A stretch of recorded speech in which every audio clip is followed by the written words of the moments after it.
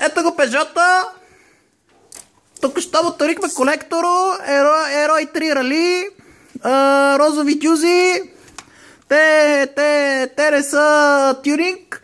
Тук имаме някакъв кин филтър от Илиенци.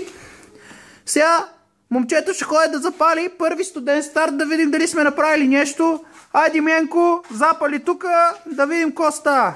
Дали ще работи, дали ще държи 2000 оборота, ни нам. Сега ще видим. Студент старт.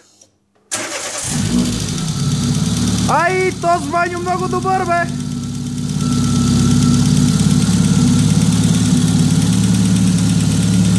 Чувате?